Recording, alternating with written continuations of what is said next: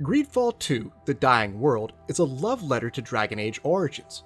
From its old-school tactical combat to its hardcore RPG elements, thematic faction-focused biomes, and most importantly, its strong and engaging companions, it's a callback to the 2009 classic in so many wonderful ways. And with some fine-tuning and polish, our second journey to Tier 4D might be something truly special. Greedfall 2 drops on early access today, but thanks to the awesome folks at Dead Good PR, Spiders, and Nacon, I received an early preview of the game, and I'm thrilled to share my thoughts on it with all of you. What did I like about Greedfall 2's tribute to DAO? Was there anything about it that didn't quite make landfall? And what parts of the game would I like to see the team work on during the early access period? Let's dive in. So, first off, let's clarify what exactly early access means as it pertains to Greedfall 2. By purchasing the early access version of the game, you'll be able to play about 10 to 15 hours of it. This includes the opening prologue in Tier 4D and the first two regions, the city of Olima and Thynea, a part of the Bridge Alliance, and Uxantis, port capital of the seafaring Nauts. All three regions have their own distinct culture and vibe, which reminds me so much of the way Bioware portrayed the different parts of Ferelden in Origins. For me, it took around 11 hours or so, but I focused primarily on the main storyline, and I know there are quite a few side quests I didn't get around to. So there's a ton of content here, and I personally feel like it's well worth the price of admission. As was advertised all the way back in the announcement trailer, Greedfall 2 kicks off in Tier 4D. Our protagonist's name is Veridan Ger, which means rootless in the language of the Islanders. A member of the Shining Scales clan, they're the son or daughter of Darren, a minor character from the first game. After participating in an initiation ritual given to them by Mev, the Tier Nahakadactus, whose story made up the narrative center of Desarde's journey, Rootless and Nilan become Denegads, sages who are bonded with the spirit of the island.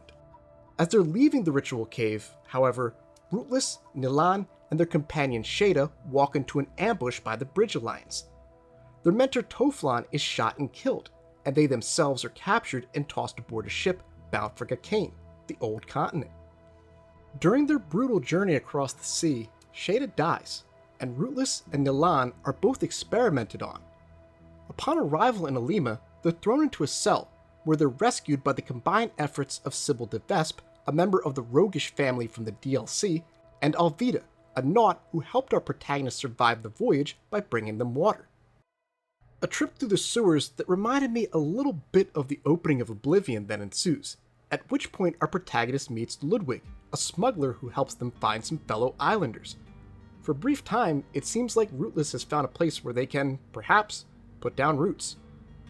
But the Bridge Alliance shows up again, and in desperation, Ladan, an escaped Donegad, binds herself to the land, transforming into a continental version of a Nadaig. Unable to defeat the powerful Guardian, who looks like something out of a swamp from Dark Souls, they're forced to flee aboard a fisherman's skiff. Alvida navigates the small ship to Uxantis, where the admirals of the Nauts name her a captain and order their shipwrights to build her a proper boat. But as is their style, the Bridge Alliance causes trouble once more, attacking Rootless in the streets and blaming the violence on our protagonist. Due to the customs of the Nauts, Alvida is imprisoned, but the party is allowed to remain free pending the results of her trial. With the help of the master of the shipyard, Rootless gathers enough evidence to free Alvida. The early access content then ends with Rootless and their newfound friends about to board Alvida's freshly built ship. I'll be dropping a more detailed, lore-focused look at the narrative next week, but from an analytical perspective, I love the way the early access content ends. I have been waiting for a fantasy RPG to use a ship the same way Knights of the Old Republic used the Ebon Hawk for years, and it sure sounds like that's what Spiders has planned for us, and I'm already stoked for the next early access period so we can get a look at how this thing works. As for the story overall, it's quite good, but it's noticeably slow in the early going in Tier 4D. It does some important world building, and it does do a great job of immersing you in the life of an islander, which is essential from a role-playing perspective. But it drags, and though the missions assigned to you are introductory in nature, they just aren't all that exciting. I'm not sure if there's anything that can be done about that at this point, but if there was one thing I'd like to see the team improve before the full release, it would be this section here. Fortunately, when you arrive in Alima, things pick up dramatically.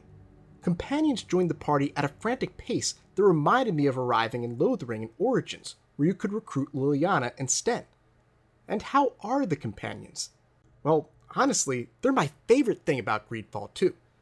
As much as any good RPG needs an engaging plot, the Bioware-styled RPG really needs a cast of engaging characters, and Greedfall 2 certainly succeeds on that front. Nilan is the understandably furious islander the first game sorely needed. Ludwig has a ton of swagger, and Alvida is just so likable. But my personal favorite is Sybil.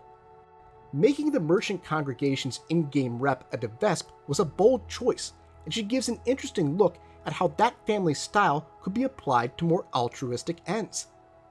And come on, a roguish redhead with a heart of gold? What's not to like? Spiders, if she's not a romance option, this owl is gonna riot. Speaking of altruism, that's something that I really love about these companions. As I've mentioned in past videos about Greedfall, the game plays with a dark period of history. Colonialism was an awful time for natives like our protagonist, and while there were a lot of people who looked the other way, there were plenty of those who didn't.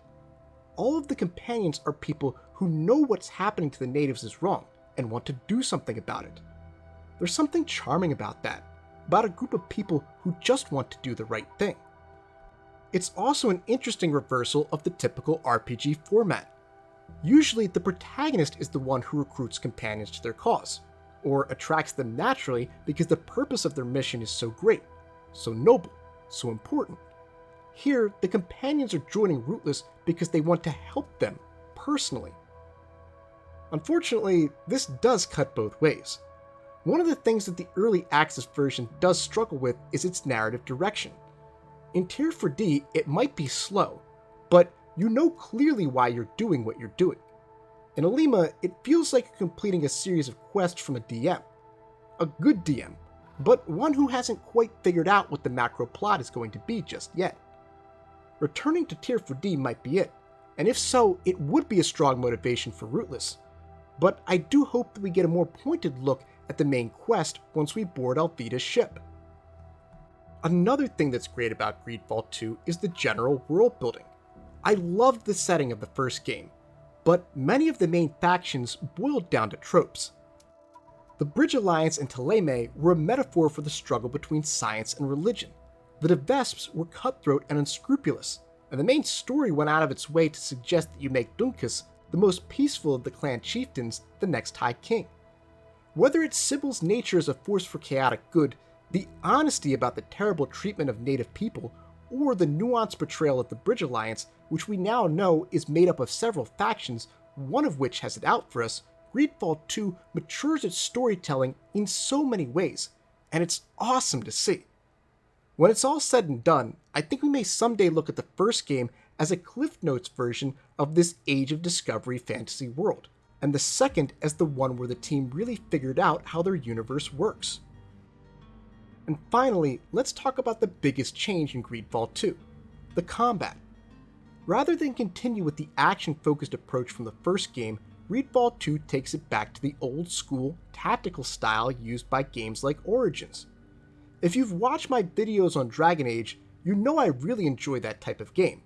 But on my most recent playthrough of Greedfall, I actually fell in love with the combat, especially the way it worked with my gun-focused build. At first, I was bummed that I wouldn't be able to take that approach here, but after a while, my tactical mind switched back on, and I started having some nostalgic fun again. And the next time an early access version is rolled out, and I have to start the game over again, I'm going to try and revive my beloved gun build in this new setting. Overall, I'm really encouraged by what I saw here. It's not perfect, and the team does have some work to do before the full release. But if they can patch up some holes in the ship, then I think that Greedfall 2, The Dying World, is capable of reaching any ocean on the horizon. Thanks for watching. thanks again to Dead Good PR for setting me up with this one. Big shout out to all my silver and gold tier channel members, including James Pruitt, Corey Matson, Gustavo Balabi, Lil Caesar, Reed, Pathonian, and Faith G. See you guys next time.